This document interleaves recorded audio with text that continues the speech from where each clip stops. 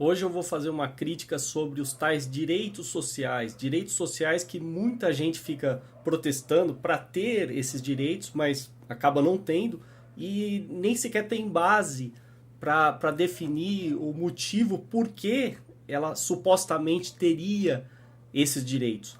Os únicos direitos que você tem de fato são os direitos naturais. Direito à vida, é óbvio, porque sem a vida você não existe.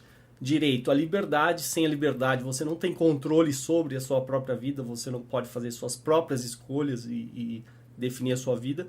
E direito à propriedade, é importantíssimo. Lembrando que a primeira propriedade privada é seu próprio corpo. Né? Então daí você deriva uma série de situações. Por exemplo, tendo direito à propriedade, você tem do seu próprio corpo, você tem direito a fazer o que você bem entender com o seu próprio corpo. Por exemplo, direito ao aborto, direito à eutanásia, direito a usar drogas, né, direito a vender órgãos e direito, por exemplo, até mesmo vender a sua virgindade, como aconteceu aí com a tal da Catarina aí, que gerou polêmica. Tudo isso está dentro da categoria dos direitos à propriedade, a sua autopropriedade, né, em relação ao seu próprio corpo. Só que a gente não vive em um mundo assim, né, que seria muito mais simples, e deixar claro que esses direitos, é óbvio, não vão ser aplicados somente a você, mas aos outros. Você também não pode interferir no direito à vida, à liberdade e à propriedade dos outros. E simples, bastaria isso para todo mundo viver pacificamente, né, de forma harmônica, sem conflito. Aí nós temos aqui a pérola da Constituição Federal. Né, direitos sociais, artigo 6º, são direitos sociais à educação. Bom, já começou mal, né?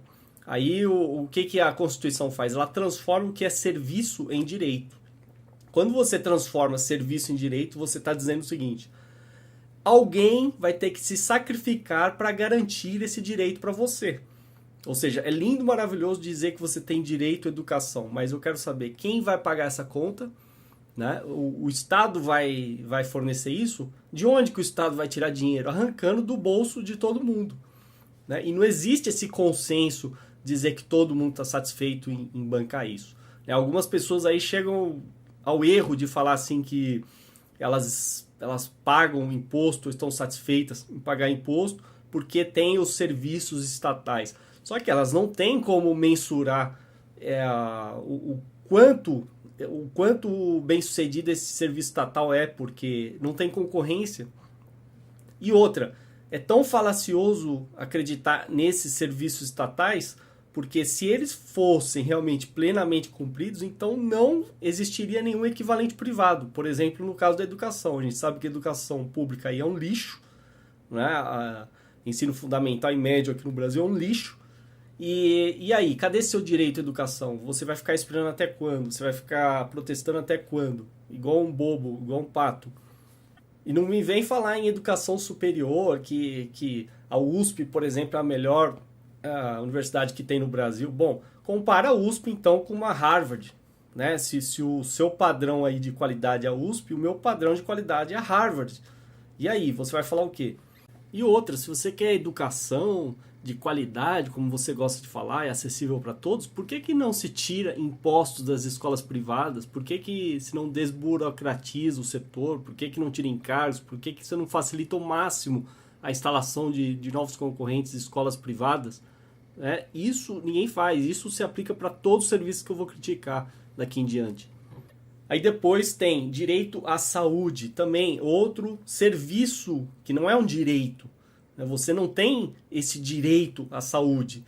Ninguém é obrigado a se sacrificar para garantir a sua saúde, principalmente se você for um sujeito que não cuida da sua saúde. Então, na verdade, isso aí leva a aberrações, situações como, por exemplo, racionamento. Em todo o sistema público de saúde existe racionamento, porque essa ideia de sistema universal de saúde só pode ser mantida, né, ou mascarada através de racionamento. Leva a filas de espera, né, leva à morte. Né? E isso eu não falo só no Brasil, não. Eu vou falar aqui do Canadá, aproveitando um vídeo aí que eu vi ontem, do Fraser Institute do Canadá, mostrando que lá tem esses problemas de saúde sim.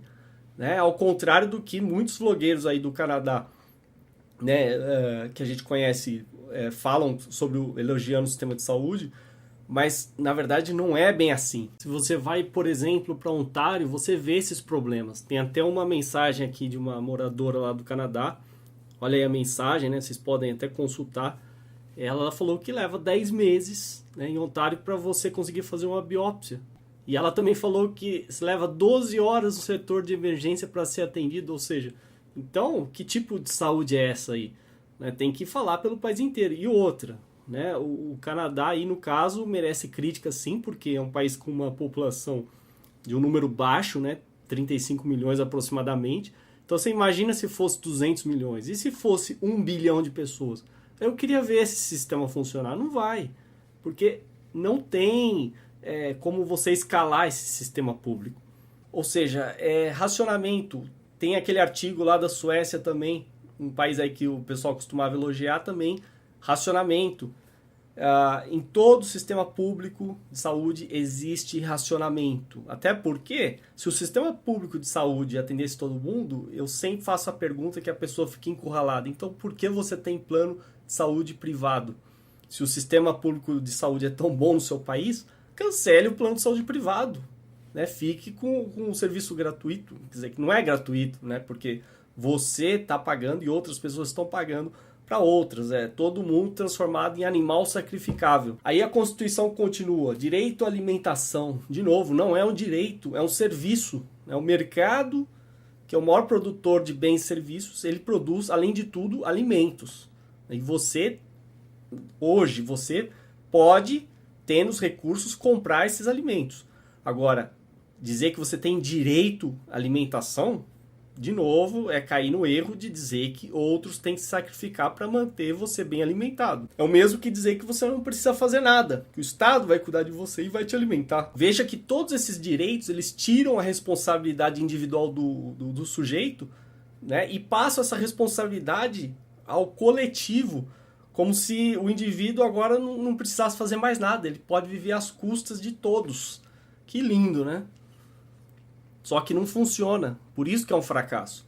E outra que se tem tanta gente preocupado com o suposto fictício direito à alimentação dos outros, né, principalmente dos pobres e desamparados e oprimidos, por que essas pessoas não se organizam, formam uma instituição, uma ONG, o que for, e arrecadam doações para alimentar essas pessoas? Simples. Se tem gente, por exemplo, passando fome na África, por que vocês não se organizam?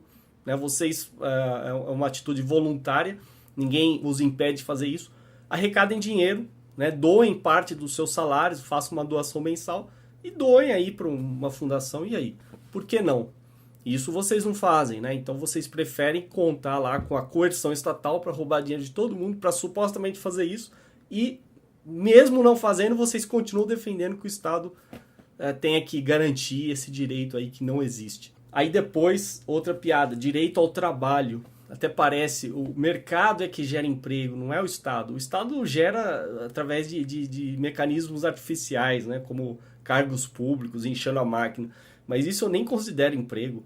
A pessoa trabalhar com burocracia, o que um sujeito empregado no Estado produz? Não produz nada, produz burocracia, né? Os parlamentares produzem leis inúteis, regras estúpidas, que só atrapalham a vida de todos. E aí? O que eles estão produzindo de fato, né, que as pessoas vão consumir voluntariamente? Na verdade, você não tem escolha, você tem que aceitar o que o Estado cria aí de regrinhas, e isso é enfiado goela abaixo, e aí? E a Constituição também garante o direito à moradia, quer dizer, então todo mundo tem direito a ter sua casa? Pois é, olha aí a casa aí que a Constituição te garante, né? Um monte de favelas aí a perder de vista. Ou então, no caso aí do Minha Casa Minha Vida, olha que maravilha. Constrói mini cidade isolada no Paraná, quer dizer, no meio do nada. É pra lá que você vai morar, seu otário. Aí depois, outra coisa risível, Constituição garante o direito ao lazer. Bom, já que aqui no YouTube tem muita gente que gosta de videogame, né? Que tal você protestar aí e entrar na justiça para ter direito ao lazer de jogar videogame? Que tal, né? Ah, não, aí os burocratas vão falar, não, você tem direito ao lazer, mas o lazer que o Estado decide te dar, né? É um parque lá, é um parque qualquer, uma praça imunda, cheia de lixo, esse é o direito ao lazer. É um banquinho lá de praça, você ficar sentado, esse é o seu lazer. Né? E contente-se com isso. Aí outra piada, direito à segurança. Pois é, em São Paulo nem sequer a polícia consegue se proteger, quanto mais proteger as pessoas. Vocês acham mesmo que se todo mundo ligasse o 90 ao mesmo tempo, você acha que a polícia ia conseguir proteger? Isso aí é um dos principais erros de qualquer sistema que é centralizado. Não tem como ele atender todo mundo. É muito mais fácil você descentralizar a segurança. E vocês sabiam que o mercado de segurança ele emprega 5 vezes mais que a polícia? Por que vocês acham? Porque é mais eficiente. E a gente acaba tendo que investir em segurança.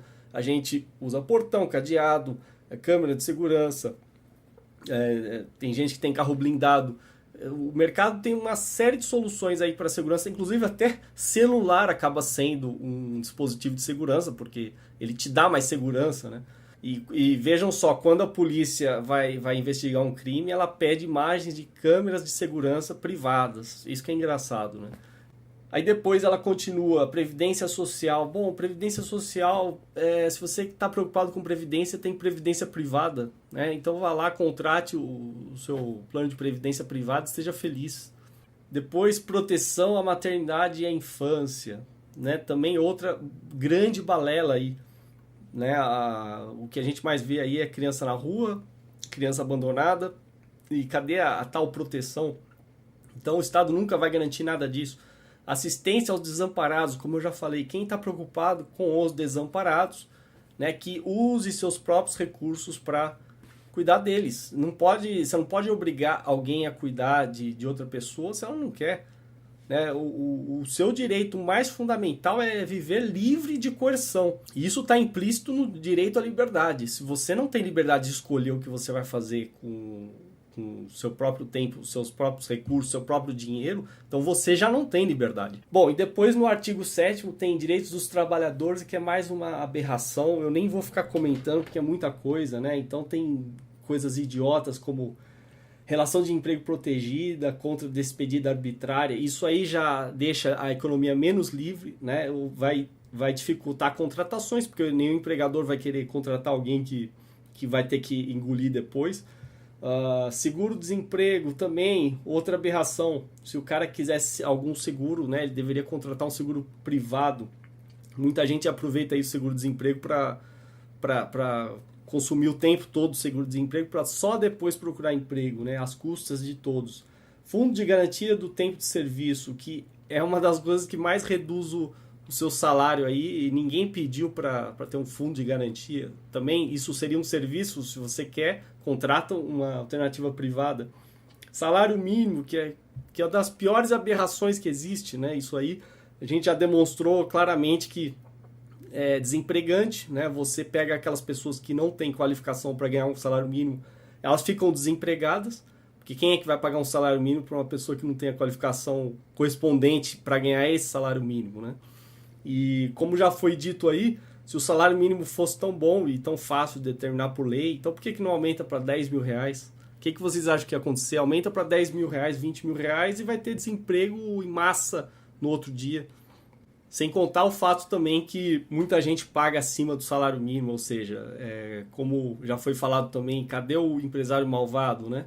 Então se todo empresário é malvado e vocês têm raiva do empresário, então por que ele não paga o mínimo? Né? Porque isso é lei de oferta e demanda. Né? Se ele quiser pagar um salário muito baixo, ele não vai ter empregados. E a concorrência que possivelmente paga mais vai captar esses empregados. Então ele é obrigado a aumentar o salário. É simples. Fora que é uma tremenda piada falar que o salário mínimo tem que ser capaz de atender as necessidades vitais básicas, né? E as de sua família também, hein? Com moradia, alimentação, educação, saúde, lazer, vestuário, higiene, transporte, previdência social, enfim. Então, olha o absurdo, quer dizer, eles querem definir como o mercado inteiro tem que pagar os seus empregados, né? E definir os requisitos mínimos aí que esse salário tem que atender. Isso aí destrói a economia inteira. Por isso é que o Brasil anda a passo de tartaruga. Aí depois tem piso salarial, também outra aberração, né? Vai contra a liberdade econômica, irredutibilidade do salário contra a liberdade econômica, ou seja, você não pode reduzir o salário. Quer dizer, então você engessa o sistema de tal forma que ele não pode se adaptar às condições, né, atuais. Garantia de salário, blá blá blá, 13º salário, um absurdo, né? 13º sobre um mês não trabalhado. E assim vai, né? Ela garante milhões de coisas. A Assembleia Constituinte simplesmente achou que eles eram o suprassumo da sabedoria eterna e quiseram definir um texto lá que seria ótimo, perfeito para todas as gerações, né? Inclusive tem juristas que chegam ao absurdo de falar que ela não pode ser mudada somente com golpe de Estado.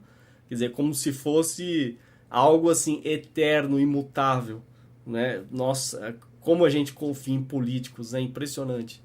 Eu não queria que esse vídeo tivesse ficado tão longo, mas o objetivo dele é passar a mensagem de que serviço não é direito. Toda vez que você transforma serviço em direito, você vai causar essa aberração que existe no Brasil. A gente deveria observar as economias mais livres, que ainda que tenham alguns direitos que também a gente pode criticar, pelo menos são mais livres, a economia é mais livre. E por isso é que há prosperidade. Agora aqui não. Aqui é tudo tem que vir do Estado, é direito do Estado. E aí, você vai esperar até quando, né? Como eu digo, eu só tenho essa vida. Depois você morre, você ficou igual um trouxa esperando. E não é questão de esperar e de exigir, porque isso também seria burrice. Porque isso aí nunca será garantido, jamais. Você tem que botar na cabeça o seguinte, se você tiver liberdade econômica, o mercado livre, você vai ter tudo isso que a Constituição supostamente garante e muito mais, né? E outra, o pessoal sempre volta à mesma pergunta, mas e os pobres, né? Os pobres são assaltados pelo governo, também tem que trabalhar 5 meses por ano para pagar imposto. Né? Por que não deixa esse dinheiro do imposto no bolso deles? Eles já ficariam com muito mais renda. E se os impostos ficassem no bolso dos empresários, né, que não precisassem passar esses impostos para os produtos que os pobres também compram, então tudo seria mais barato. E se não tivesse tantas amarras, né, em relação ao mercado, regulação, burocracia, encargos, leis trabalhistas e etc, etc, também haveria concorrência e tudo ficaria mais barato. É por isso que você paga menos nos Estados Unidos, paga menos no Canadá, paga menos na Austrália, e todas as economias livres. Né? E por isso que sempre o Brasil vai pagar muito mais caro que todas essas economias e infelizmente os brasileiros vão ficar aí esperando, eu não sei até quando, né? Porque já se passam aí décadas e décadas e tá tudo perdido. Agora o PT no poder, quer dizer, que está indo no caminho contrário, né? Menos liberdade econômica, e as pessoas achando que ele vai salvar o mundo. Então, se você realmente quer que o país se desenvolva, primeira coisa, você tem que ser contra essa Constituição. Agora, é claro, é muito difícil você mudar essa Constituição, quanto mais refazê-la do zero. Então, você poderia, pelo menos, já que vai ter que engolir essa Constituição, pelo menos exigir do governo, né, que faça mudanças para a gente ter mais liberdade econômica. Como o governo do PT não vai fazer nada disso, né, não gosta de liberdade econômica, pelo contrário, então eu acho que a única saída, quem sabe, é sair do país. Ou então, quem sabe, se o Liber, né, o partido aí que está para ser criado, conseguir as 500 mil assinaturas e os candidatos forem eleitos, aí sim as mudanças podem acontecer. Porque é o único partido que defende liberdade econômica. O resto é apenas lixo socialista.